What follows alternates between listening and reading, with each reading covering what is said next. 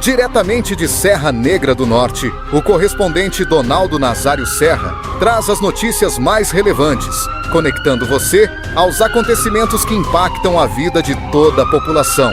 A Prefeitura Municipal de Serra Negra do Norte, por meio da Secretaria de Administração e Planejamento, fundamentada na Lei de número 589, datado de 12 de agosto de 2013, torna público o edital de processo seletivo simplificado para formação de cadastro de reserva nos seguintes cargos disponíveis: professor de português, professor de inglês, professor para matemática, professor para geografia, ciências, artes, educação física e história, professor pedagogo infantil fundamental e EJA, de 1º ao 5º ano, professor para o EJA de 6º ao 9º ano, professor para música, psicopedagogo masculino ou feminino e psicólogo para o CREAS. O processo seletivo simplificado será realizado pela Comissão Municipal Interna, nos termos da portaria de número 019/2026. As inscrições serão realizadas via internet por meio de formulário próprio disponibilizado no site oficial do município no período de 22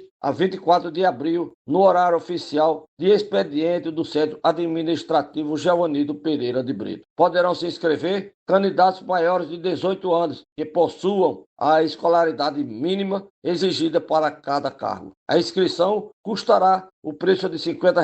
Deverá ser paga por meio de depósito ou transferência bancária através do Banco do Brasil, conta corrente, agência 0128, dígito 7. E o prefeito de Serra Negra do Norte, que continua participando da 27ª edição da Marcha dos Gestores Públicos em Brasília, ele estará retornando ao município de Serra Negra do Norte, previsto para esta semana. Em Brasília, o chefe da municipalidade cumpriu uma extensa agenda política e administrativa com pautas visando adquirir benefícios para Serra Negra do Norte, no sentido de fortalecer a administração pública na construção de uma gestão digna em benefício da população serranegrense. Por meio do decreto de número 755/2026, em virtude do feriado de Tiradentes, o município de Serra Negra do Norte decretou ponto facultativo nesta segunda-feira, hoje dia 20. O ponto facultativo será atribuído ao expediente administrativo nos órgãos e entidades da administração pública municipal. Não consta no decreto ponto facultativo para as atividades que são consideradas essenciais à população, que atenderão em regime de plantão. De Serra Negra do Norte, Donaldo Nazário Serra. Agora, fique com o editorial da notícia, uma análise precisa e reveladora dos fatos com a imparcialidade, clareza e único compromisso com a verdade. Imagina que o destino de centenas de pessoas, a economia de uma cidade inteira e, até aquele sagrado direito de dormir até mais tarde numa segunda-feira, dependam de duas coisas bem simples. E surpreendentemente simples mesmo. Exato. Um único áudio de WhatsApp e um pedaço de papel impresso. Bem-vindos a abril de 2026, pessoal. Mais especificamente, no município de Serra Negra do Norte. Isso, lá no estado do Rio Grande do Norte. A missão do nosso mergulho de hoje não é, ler grandes tratados de ciência política, nada disso. A gente quer decodificar a engrenagem de uma máquina pública municipal em tempo real. Como ela opera no dia a dia, né? Exatamente. E os materiais que servem de base para essa nossa investigação não poderiam ser mais reveladores. Nós temos aqui um informativo administrativo institucional impresso, que está datado de 20 de abril, e um áudio que circula, freneticamente pelos celulares da cidade. Um áudio muito bom, aliás. Muito bom. É narrado por uma voz marcante que se identifica no final como Donaldo do Nazário Serra. O que é incrível é o contraste dessas duas fontes. De um lado, a gente tem a frieza burocrática total do papel timbrado, sabe? Totalmente frio. E do outro, o calor humano de um áudio encaminhado que atua quase como o prioeiro da praça no século XXI. Ele vai traduzindo essas decisões do poder público para a realidade dos moradores. Trazendo para a linguagem da rua. Sim. E quando a gente junta essas peças, vemos o Estado na sua forma mais crua, organizando a vida e o tempo de uma comunidade semana a semana. Certo, vamos desempacotar isso começando pelo que podemos chamar de o motor humano dessa engrenagem. O famoso RH da cidade. Pois é, o informativo impresso e o nosso amigo Donaldo lá no WhatsApp anunciam a abertura de um processo seletivo simplificado. Que é algo enorme para a cidade. E a base legal para isso é super curiosa. Tudo, absolutamente tudo, se apoia na Lei número 589, que foi sancionada lá atrás, em 12 de agosto de 2013. 13 anos atrás. Sim, e agora, 13 anos depois, é ativada por uma comissão interna através da portaria número 019 de 2026. Tipo, a máquina pública nunca descarta uma lei. Nunca. Ela guarda na gaveta até precisar usar de novo. E essa é a essência do direito administrativo. Um gestor não pode simplesmente acordar e pensar, acho que vou contratar umas pessoas hoje porque precisa. Não tem como, né? Não tem. Cada passo precisa ter um alicerce legal, mesmo que esse alicerce tenha sido construído há mais de uma década. A portaria de 2026 é apenas a chave girando na ignição de um motor que foi montado em 2013. E, nossa, eles giraram essa chave com uma pressa que me deixou impressionado. É muito rápido. Rápido até demais. A janela de inscrições descrita no documento é incrivelmente curta. São apenas os dias 22, 23 e 24 de abril de 2026. 3 dias apenas. 3 dias. Se alguém piscar, perde a chance. E assim, não estamos falando de cargos genéricos de escritório. Não mesmo, é a base da cidade. A lista de vagas atua diretamente na espinha dorsal da sociedade. Eles estão buscando professores de português, inglês, matemática, As matérias principais. geografia, ciências, artes, história, educação física e música. Nossa, é uma grade enorme. E não para por aí. Além de pedagogos para o ensino infantil e fundamental do 1º ao 5º ano. Ou seja, as crianças pequenas. E também professores para o EJA, que é a educação de jovens e adultos, do 6º ao 9º ano. Então é uma cobertura educacional de ponta a ponta mesmo, do cidadão que, sabe, acabou de sair das fraldas até aquele adulto que, por algum motivo estrutural, não conseguiu concluir os estudos no tempo regular. É a cidade cuidando de todos. Exato. A prefeitura está assumindo esse papel de rede de segurança total para o desenvolvimento intelectual da sua população. E o mais interessante é que a rede de segurança se estende também para a saúde mental e a assistência social. Ah, sim, os cargos de saúde. O edital pede psicopedagogo e eles detalham especificamente masculino ou feminino no texto, o que é bem específico, e também psicólogo para o CRES. O Centro de Referência da Assistência Social. Isso.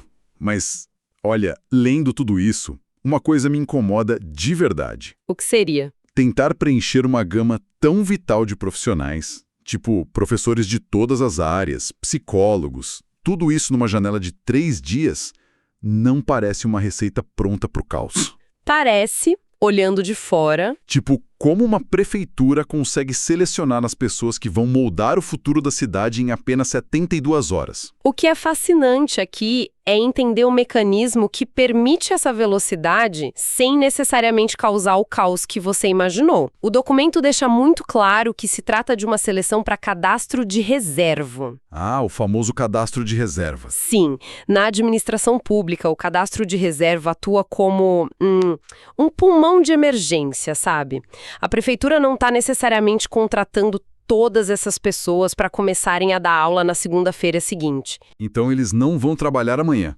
Não, ela está criando um banco de talentos pré-aprovado. É como se fosse uma fila de espera oficializada, então. Precisamente.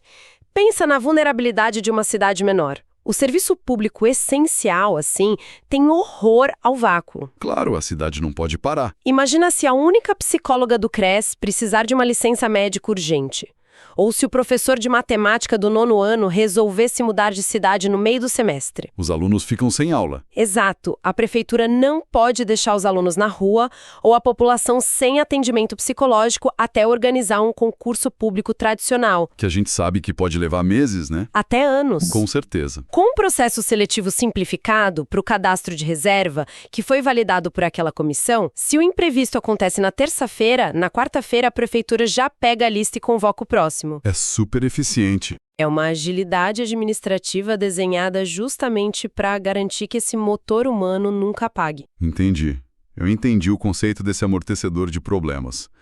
Mas aqui é onde a coisa fica realmente interessante, que é a parte da logística de inscrição. A logística é ótima. O texto lá anuncia que as inscrições devem ser feitas exclusivamente via internet no site oficial do município. Tudo digital. E a taxa de R$ 50 que o candidato paga via depósito ou transferência bancária direto para a conta do município.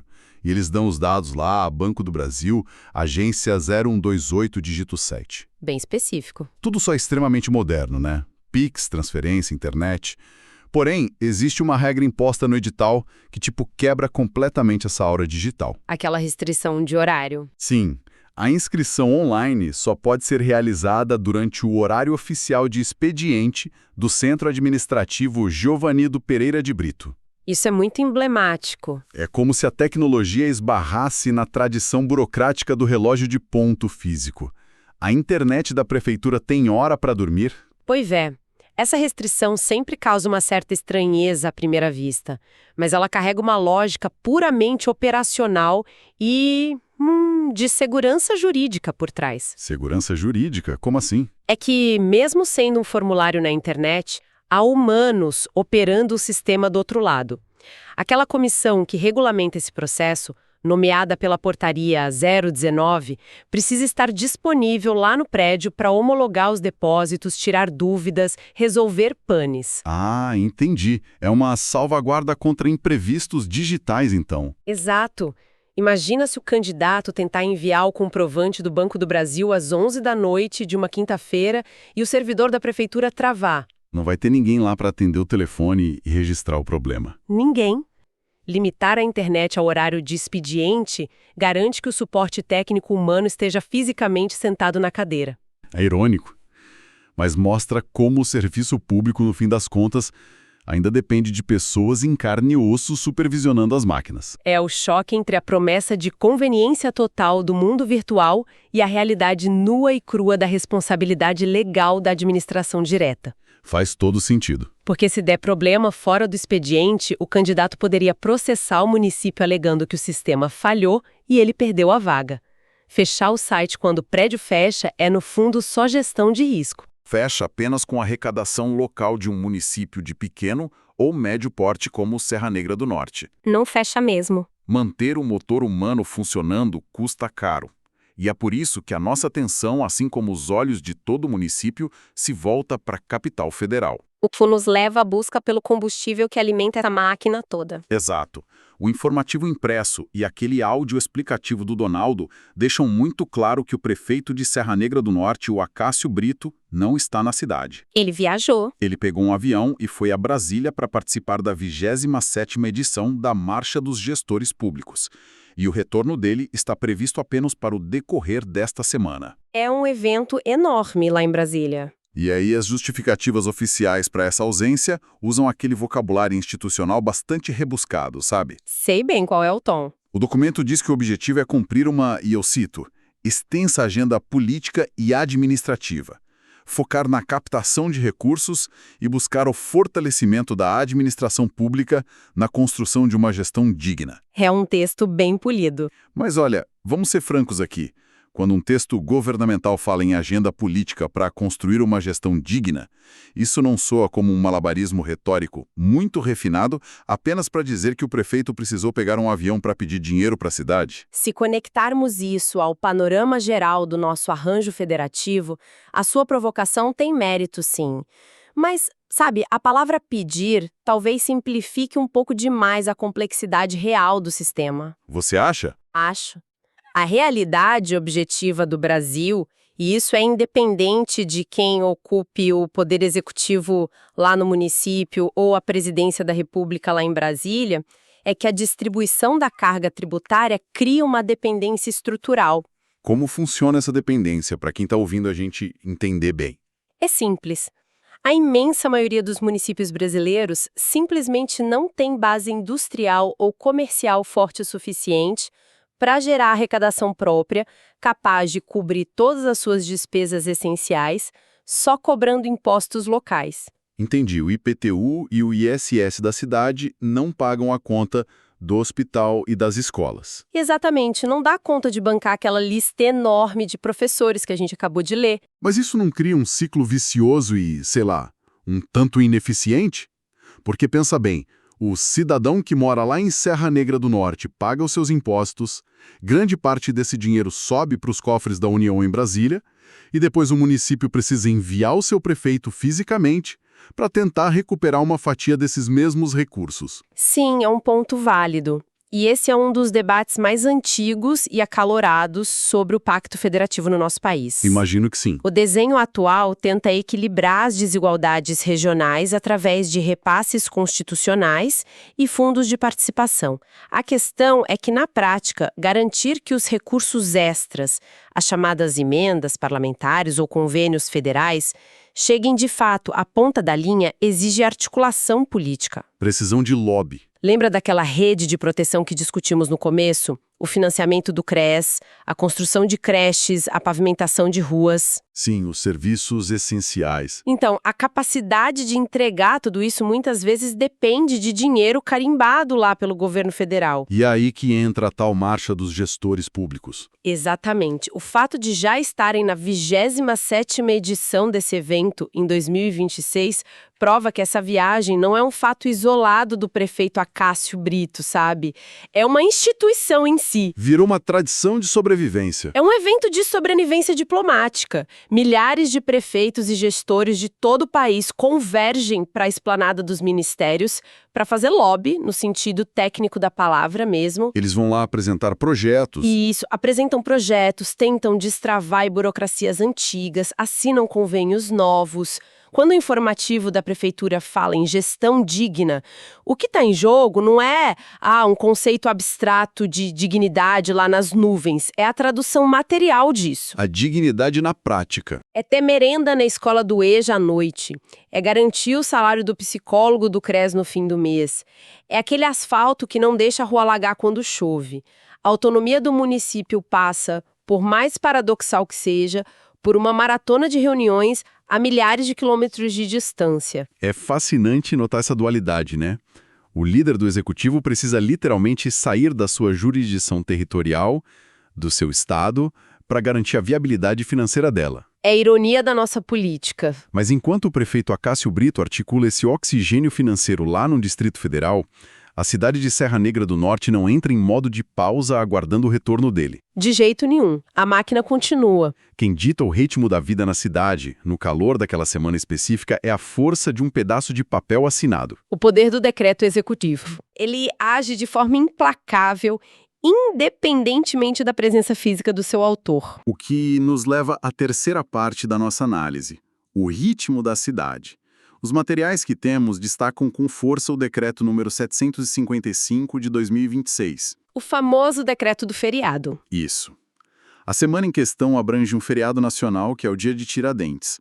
E através desse decreto, a prefeitura estabelece um ponto facultativo na segunda-feira, dia 20 de abril. A clássica criação de uma ponte entre o fim de semana e o feriado de terça-feira. Todo mundo adora. Todo mundo adora, o famoso enforcamento da segunda. Só que, lendo o documento, a gente percebe que isso não é apenas uma sugestão amigável da prefeitura para a galera folgar. Não é um simples aviso. O texto oficial e a explicação super minuciosa do Donald no áudio do WhatsApp determinam a suspensão do expediente administrativo regular em absolutamente todos os órgãos e entidades da administração pública municipal. Fecham-se as portas. Mas o decreto impõe uma ressalva que é vital. A folga não se aplica aos serviços considerados essenciais à população. Esses devem, obrigatoriamente, continuar funcionando em regime de plantão. O plantão não para. Eu leio as regras desse decreto 755 e a imagem que surge na minha cabeça é tipo a de um maestro gigante conduzindo uma orquestra municipal. Como assim, um maestro? Imagina, ele levanta a batuta e silencia toda a seção de cordas, ou seja, ele manda os burocratas, o pessoal que carimba papéis no centro administrativo, irem para casa descansar. Certo. Mas, com a outra mão, ele aponta para os bumbos e os pratos, que representam a saúde e a segurança, e diz: vocês não. Vocês precisam continuar tocando firme, porque se a percussão parar, a sinfonia inteira desmorona. Essa analogia é perfeita. E isso levanta uma questão importante sobre como o Estado entende a si mesmo e as suas próprias funções. Explica mais sobre isso. Um decreto de ponto facultativo municipal muitas vezes é visto por quem está de fora apenas como uma notícia boa no calendário, sabe? O aviso de um feriadão chegando. Motivo para viajar. Isso. Mas na sua essência jurídica e social, ele é uma demarcação de território extremamente rígida. É o Estado traçando uma linha cirúrgica entre o que é conveniência burocrática e o que é sobrevivência vital da população. É o momento exato em que a prefeitura admite que algumas das suas tarefas podem, sim, esperar 48 horas, mas outras não podem esperar um minuto sequer. Perfeito. Pensa bem, a emissão de um alvará de construção, a triagem de um processo de compras novo, ou até mesmo o suporte técnico daquele site de inscrições que a gente discutiu antes. Sim, tudo isso pode parar. Tudo isso pode ser suspenso na segunda-feira sem causar o colapso da cidade. Ninguém vai morrer por causa de um alvará atrasado um dia. Com certeza não. Porém, o recolhimento de lixo não pode parar sob pena de gerar uma crise sanitária rápida com calor. A ambulância precisa estar lá, abastecida e com motorista de prontidão. O atendimento de urgência do hospital não comemora o dia de Tiradentes, a doença não tira folga. É uma responsabilidade gigante. Ao exigir o regime de plantão para os serviços essenciais, o decreto está apenas cumprindo a premissa constitucional de que o poder público não pode abandonar a população sob nenhuma circunstância. A cidade diminui as suas rotações para economizar recursos, energia elétrica e proporcionar um descanso merecido a uma parte dos servidores. Mas o seu coração biológico e de segurança continua batendo. E pensar no efeito psicológico que isso tem sobre a vida das pessoas é muito impactante. É muito forte. O Estado literalmente tem o poder de ditar como a população vai experienciar a passagem do tempo naquela semana. Ele muda a rotina de todo mundo. O decreto basicamente diz: hoje a cidade corre, amanhã a cidade descansa.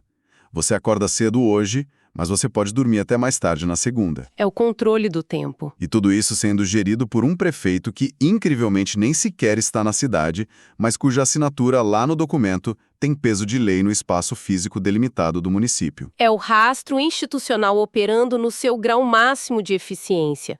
A burocracia, quando bem azeitada, substitui a figura física do governante pela validade incontestável daquele documento que ele publicou antes de viajar. A máquina funciona sozinha. O decreto de suspensão de expediente de plantão essencial atinge cada esquina de Serra Negra do Norte, mesmo que a caneta que o assinou esteja voando para a capital federal. O que nos proporciona uma visão, assim, impressionante e muito panorâmica desse nosso mergulho de hoje. Vamos tentar amarrar todos esses fios condutores. Vamos lá. Nós começamos com a proposta de analisar documentos que, à primeira vista, pareciam banais, de abril de 2026. Mas, lendo nas entrelinhas de um informativo administrativo institucional e escutando a transmissão popular de um áudio de WhatsApp do Donaldo... O grande Donaldo. Sim, o que a gente desvendou foi a anatomia completa e pulsante de um município operando em 3 atos fundamentais. Um verdadeiro raio-x da governança local acontecendo num intervalo de poucos dias, né? Sim, foi bem intenso. Primeiro, nós vimos a renovação do intelecto da cidade com aquele processo seletivo simplificado para cadastro de reserva, que garante que escolas e o Centro de Assistência Social não sofram interrupções bruscas, misturando a tecnologia da internet com as limitações super-humanas do horário comercial presencial. A salvaguarda do servidor técnico. Segundo, nós observamos a mecânica da dependência federativa, a marcha do prefeito rumo a Brasília como uma necessidade vital, de sobrevivência mesmo para converter projetos políticos em infraestrutura física, sabe, em asfalto e merenda escolar pro EJA. Dinheiro carimbado. E por fim, testemunhamos o controle sobre o fluxo do tempo e da mão de obra da cidade, com aquele decreto do feriado de Tiradentes que divide, assim, com precisão cirúrgica, o que é administração que pode ser adiada e o que é sobrevivência ininterrupta no plantão. O que demonstra de forma brilhante que esses papéis impressos e áudios encaminhados que circulam na comunidade são, de fato, o código-fonte da vida em sociedade. Eles não estão ali apenas para documentar o que acontece. Eles ativamente constroem a realidade daquela população todos os dias. E isso nos conduz a uma reflexão final que eu acho imperativa para quem está ouvindo o nosso papo hoje. Nós vivemos numa era de promessas de hiperconexão global, né? A gente ouve o tempo todo sobre isso. Falamos constantemente sobre ser cidadãos do mundo, sobre como algoritmos e inteligência artificial estão ditando as grandes regras invisíveis, sobre como as notícias do outro lado do planeta chegam aos nossos bolsos em tempo real pelo celular. O mundo na palma da mão. Mas, no fim das contas, a materialidade real da nossa existência, de quem vive em Serra Negra do Norte ou em qualquer outro município espalhado por aí, ainda é visceralmente local. O que pauta a realidade prática, tipo a vida real, não é um debate global nas redes sociais. Não é o buraco na rua da sua casa. É o informativo impresso da prefeitura. É o áudio de utilidade pública do vizinho Donaldo do Nazaro, Serra, lá no grupo, que atua como o tradutor essencial dessa burocracia pesada para a linguagem solta da rua. O comunicador local. O que nos leva a questionar profundamente: o que acontece com a identidade coletiva de uma comunidade quando o trabalho, a educação das crianças na escola, a pavimentação da rua em que se vive e até mesmo a decisão de poder folgar ou não numa segunda-feira orbitam de forma tão inescapável em torno das decisões ali da máquina da prefeitura? É uma centralidade imensa do poder local na vida íntima das pessoas. Até que ponto a gente é influenciado por correntes globais e até que ponto somos, naquele silêncio da nossa rotina de todo dia, os sujeitos das portarias e decretos do lugar onde a gente escolhe dormir todas as noites. É algo para se pensar quando a gente pega o celular amanhã de manhã. Fica aqui essa provocação sobre qual é a verdadeira espinha dorsal que sustenta os nossos dias reais. Agradeço imensamente o tempo de cada pessoa que acompanhou esta nossa análise aprofundada hoje aos bastidores de Serra Negra do Norte. Foi um prazer enorme destrinchar tudo isso. Continuem com a curiosidade sempre afiada, pessoal, sempre questionando os sistemas e os papéis que organizam a nossa vida. E nós nos encontramos na nossa próxima imersão. Até lá. Tchau, tchau. Você acabou de acompanhar as principais notícias de Serra Negra do Norte com o correspondente Donaldo Nazário Serra, que há mais de 50 anos vem levando informação com seriedade, compromisso e credibilidade a toda a comunidade do Seridó do Rio Grande do Norte e da Paraíba.